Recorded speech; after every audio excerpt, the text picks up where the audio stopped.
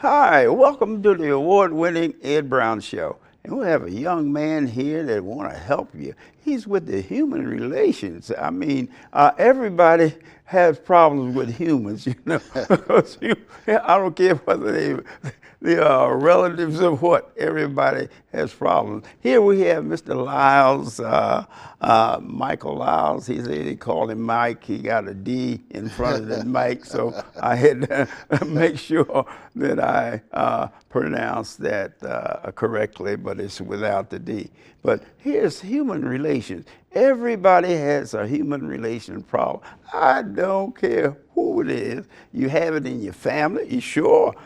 Uncle John, Aunt Mary, all of us human relations. But what he's dealing with, I think it's a little different. This agency has been working in Prince George County for a long time because we've had problems and still have problems. Hey, Michael, welcome to the Ed Brown Show. Well, thank you, Mr. Brown. It's a pleasure to have us here. We've seen your shows, and we're so happy to be before you and your audience today. Good. Hey, tell us a little bit about this human relations thing. We off camera, we had a little talk about it. You know, when you say human relations, what are you talking about? Especially in a county that's 60-40. Yes. Minorities. Right. Well, in 1974. The county created an organization called the Human Relations Commission to deal with, at the time and even today, the amount of strife, racial strife that was going on, and to hopefully provide a remedy for folks who found themselves being discriminated against. In that time, about 45 years, we've grown in size to be able to help all people who are residents or citizens of Prince George's County, even visitors who think they're being discriminated against based on race, color, religion, national origin, sex, sexual orientation, familial status, and even marital status, occupation, personal appearance, and political opinion. You mean you get involved in divorces? Come on, man. Well, we do get involved if people find themselves discriminated against based on their marital status, right? Or their family status. There was a time when people couldn't rent a house. If you were a single female and you had kids, you couldn't buy a house or rent a house in Prince George's County. Well, they do the same thing economically now. Yeah, you know, economically, they prices are high, so a guy working at McDonald's can't live there. Yeah. Well, we think that discrimination is something that should be fought, and we're doing our best to make sure we investigate cases that are brought to us and actually prosecuting those cases before our 13-member volunteer commission. You have a volunteer commission? Yeah, we have a volunteer commission. And how do you get on that? Well, it's pretty easy to get in front of the county executive. The county executive has to make the decision and select folks, but right now we have so the county executive. Yeah. Any volunteers? You heard it. Yeah, we need volunteers. An opportunity. Yeah. And go county sec, let them know, or either your councilman your councilman can recommend as well. You can send a letter of intent, a little bit about your background, a bio or a resume, and the county executive will have someone call you and interview you. Good. And right now we have 3 vacancies, so we're on the. And how many total? 13 total. Yeah. And so we need people to come forward who want to volunteer and serve out this really useful purpose, and that is making sure that we're free from discrimination here in Prince George's County. Yeah, well, tell us a little bit about programs you've started, or you like to start, or you like to improve on. Yes, indeed. Well, right now we have a couple of programs. One is our Civil Rights Fellowship Program for young people to do internships with our office to help investigate cases. Great. As well as we have. What's the age limit? Well, you have to be at least 18. But we do take high school students through the Summer Enrichment Program. That's a different program. Are you working with the Board of Education on that? As far as recruiting? Well, basically, yes. We send information to the school system, and we get a lot of kids who come for the summer. But our program, the Civil Rights Fellowship Program, is for folks who have reached the age of 18, who are maybe in college, maybe have graduated, and even if they are doing something else and they just want to volunteer their time, we run a program for about 4 to 6 months so they can see how our agency works from top to bottom. Do you qualify for that, or you just volunteer? Well, you do have to qualify to What's some of the qualifications? The qualification is at least if you're 18, you're in college, or you finished college and you have a degree. We take folks with various backgrounds, but they have to have some interest in civil rights and they don't need a lot of experience, but we kind of like them to be able to write well and speak well and to be able to present well, because we do involve them in investigations.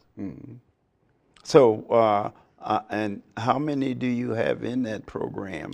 Well, right now we just finished with 2 young ladies. One young lady was a graduate of Towson, and one young lady who was a current student at Coppin State.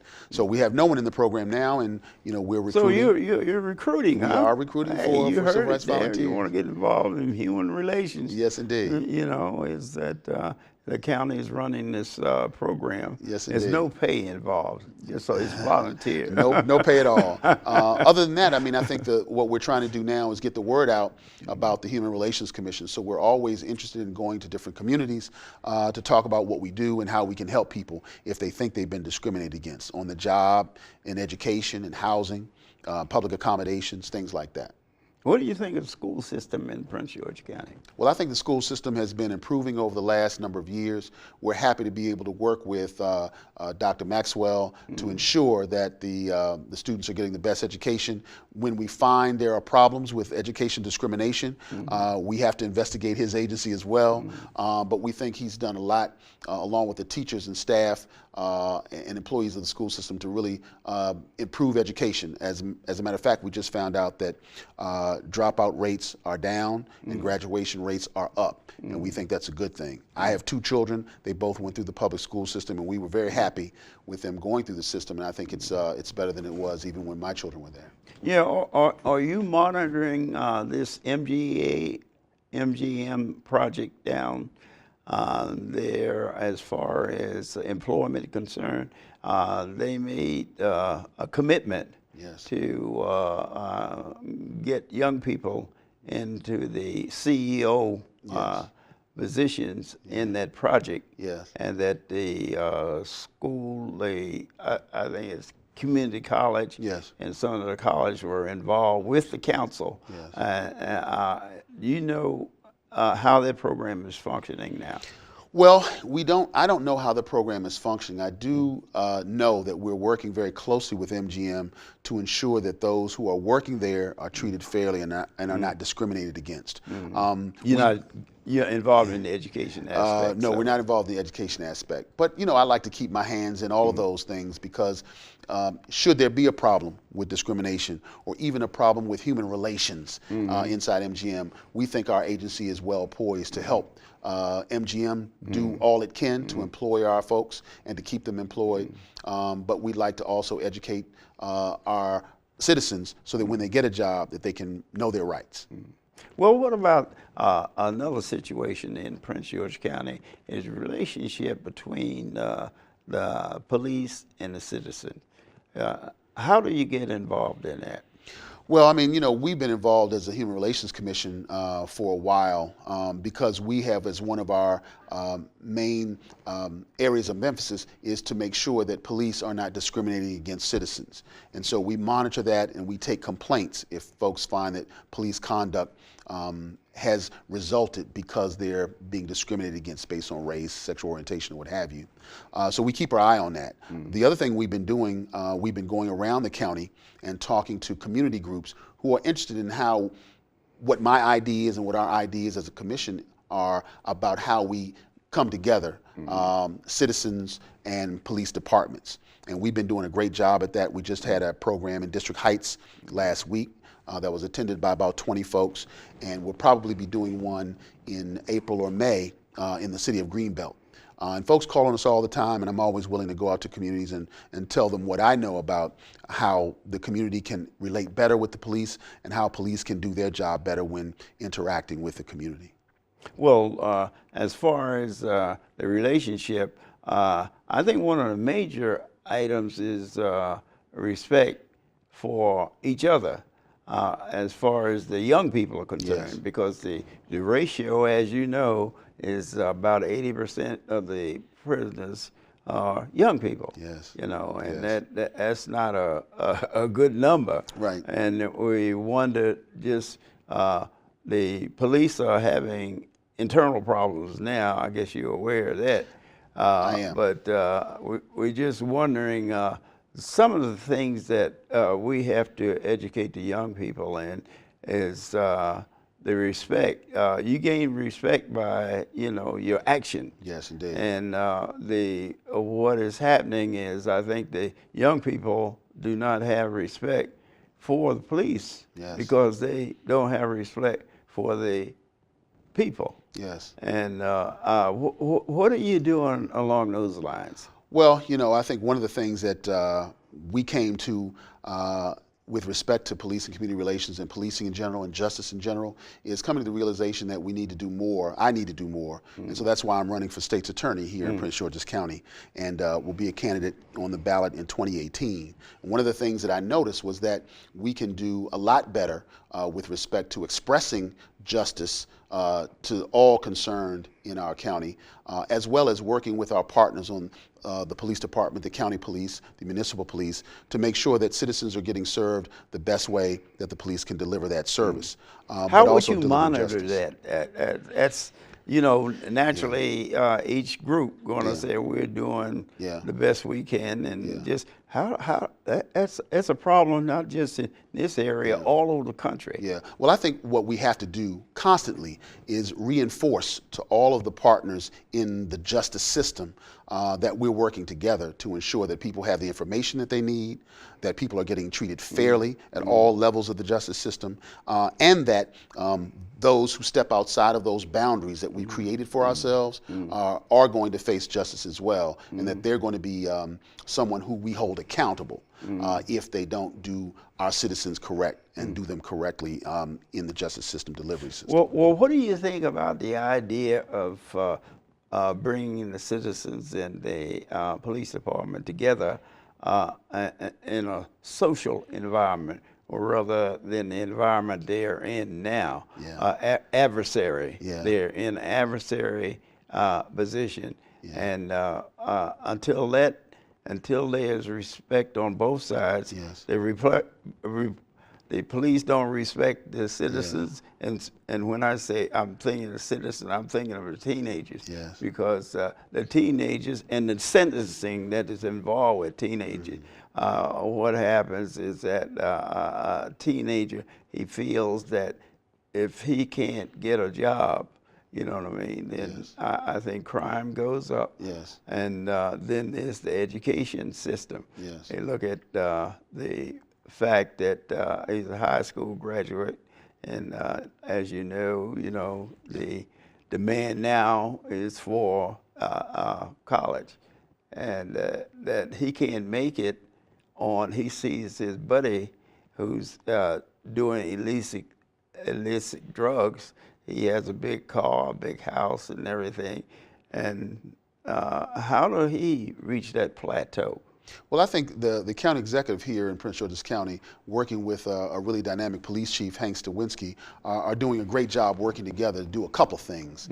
One, improving the conditions of people who live in depressed areas in the county through the Targeting Neighborhoods initiative. That initiative has allowed police, social workers, the education system, county government to move services into these communities to lift people up. What type of services are you speaking of? Well, everything from daycare services to making sure that folks get whatever governmental services in the way of food stamps. If they're in need of assistance with education, the educational system is providing additional services. Sometimes it's as simple as transportation. When parents can't get to the jobs, getting training for young people that are just graduated from high school and don't have a job. So putting social workers in so families can get family counseling to stave off issues that might be keeping the family from really being productive for children. And so putting all those things into those communities that are stressed has produced a decline in crime in a lot of areas. We still have some work to do, but I think that working with all of the partners, the prosecutor, the state's attorney currently, the police department, the education system, and county government resources can do a great deal to help those communities. You speak of prosecution, and as far as young people and incarceration, do you think incarceration is the answer to reducing crime? Don't you think that making an individual a viable citizen by providing the things that are necessary to really live on a level that's respectful. Yeah. Well, I think justice demands that we take every person that enters into the justice system through an arrest and crafts a particular punishment or penalty based on where that person is coming from. I think we owe our citizens that. One of the things that we've talked about in my run for state's attorney is compassionate justice. I think we always have to be focused on the victim and how they can be made whole. But part of that is looking at each person that might be charged with a crime and assessing individually whether that person needs a certain type of penalty. I think diversion programs that we can create provide a better sense of the individual who might be charged with the crime and hopefully integrates them back in the community in a productive and positive way. We know that sending everybody to jail wholesale doesn't work. That's why communities all across the country are changing their direction with respect to that. Right. Throwing people in jail is not the answer wholesale. So we have to make judgments about people. We have to do that quicker, more efficiently and effectively, and we have to have programs for folks to go to, especially low-level first-time offenders and others. If we can divert them away from violent crime and from crime gangs, that's going to be better for the community. Well, don't you think that should start early in the educational system? Maybe kindergarten. Well, I think we have to make sure that we fund our school system appropriately so that every child can see that they can succeed. If they can see that they can succeed, even if they don't go to college and they go to vocational. Well, the image of the black male is negative. Well, and I think we can work together to improve that image, but a lot of it starts in the home, and so we have to make sure that homes and parents aren't stressed. And so that's where programs like T&I here in Prince George's County, the education system, can come in, as well as volunteers can come in and help communities that are stressed. The Targeting Neighborhoods Initiative, started by our county executive, Rashawn Baker. Now, is that positive to do that, or is that negative? Would you want to be targeted on a situation like that? Well, I think that one of the things that we found when we came into our offices here back in 2010, 2011, was that there were some communities that were so stressed with high infant mortality, low education outcomes, high crime, that they needed some attention. The name that was given was Targeted Neighborhood Initiative, so that we could take all of the agencies of government and present to these individuals, these communities, these families, ways that they could be less stressed in their daily activities, hopefully giving parents more time to work with children, giving school system more time to educate children, and making sure that communities weren't targeted unjustifiably by our justice system. Well, what do you think is one of the major problems as far as the male is concerned as being family oriented? Yeah. Well, I think part of it has to do with our inability to appreciate in the two-parent household in a way that we should. Right. I'm a firm believer that if you have children, if you're a man, you need to marry the mother and need to be in the household available to those kids every day. Doesn't always work out. We know that sometimes there can be situations of danger, but we should put that as the standard again, I think. Well, what about the utilization of one of our outstanding organizations that most people they're aware of getting involved in, and how has this it would be called churches? How are you working through the churches as far as the young people are concerned? Organization of the family, that would be a good place to start. Yeah, well, I agree. I mean, we've worked with churches for a number of years to improve education about civil rights and discrimination. We take that education as an entree to ensuring that we can get to young people in churches in our community so that people know their rights. And we think if people know their rights, they can ask for their rights and they can demand that justice be done to them. So we think that's an entree point. It's a great opportunity. Okay, you hit on a subject that's very sensitive, and as far as people are concerned, is idea that the approach, and this takes training of police officers, that police make towards citizens needs some work. Yeah, well, we've been doing, I think, a great job here in the county. We have one of the better police departments for its size in the country, and with almost 1 million people every day, and we have a force of about 1,800 police officers. We actually do civil rights training and when you say non-harassment civil training. rights training, what are you talking about? Well, the police officers call my agency in, myself included, to do training of their officers, line officers, as well as sergeants and those who are becoming upper level officers within the police department. And we do that on a monthly basis during their period of training each year. And we give them tools to deal with everything from discrimination to sexual harassment in the workplace and dealing with citizens. So it's been very, very productive for us, I think, to give them a sense of the rights of people as well as the rights of themselves as employees in the department. Well, you know, as psychology is involved in this. Yeah. Like the police, they put out these notices concerning, well, you have to have an ID.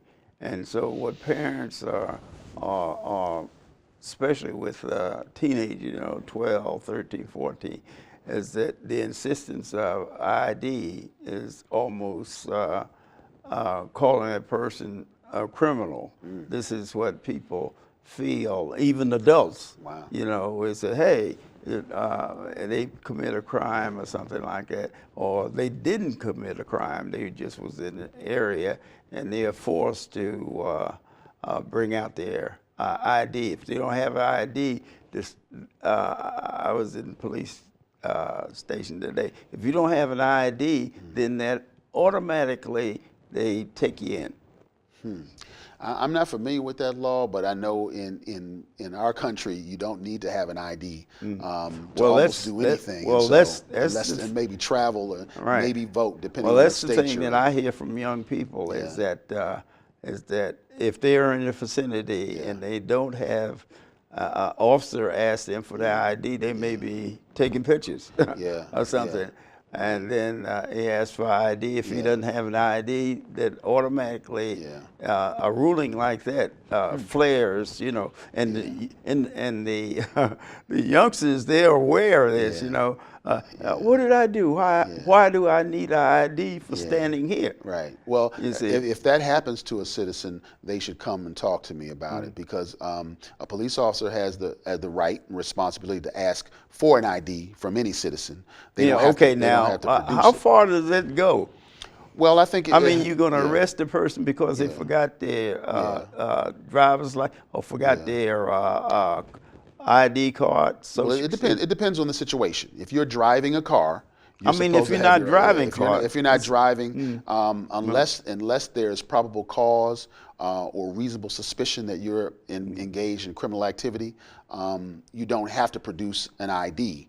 But if you're asked for one and you have one, you should produce it for the officer. So but see, that's the officer has a lot of responsibility and right to ask for one, but there's no requirement that the individual have one. That's one of the things I run into the neighborhood is that the youngsters complain about, especially since they got these cameras now, that they were just taking pictures. Yeah, but it's not a crime to not have an ID. That's not a crime on the books here in Maryland, but are unless you're driving. One thing, are they automatically taken to the I don't know that to be the case, but I'd be happy to, if someone complains to you about it, they can talk to me about it. I think that's very sensitive because individuals feel that their rights, if they haven't done anything, they shouldn't have to go to the police station. Well, I'd like to talk to anybody that you find in that situation. They can call our office at 883-6170, area code 301, and we'd be happy to listen to the situation. Okay, tell me, you're thinking about getting into the mix there. Yes, indeed. Tell me about this position that you're thinking. Some of the things that you feel need changing and that you're going to work on? Yeah, well, you know, one of the things that I think I want to do is continue the great work that Angela Alsobrooks, the current state's attorney, is doing, especially with respect to things like the expungement fair, giving people a second chance who might have been charged with a crime years and years ago. We're going to work on that and expand that.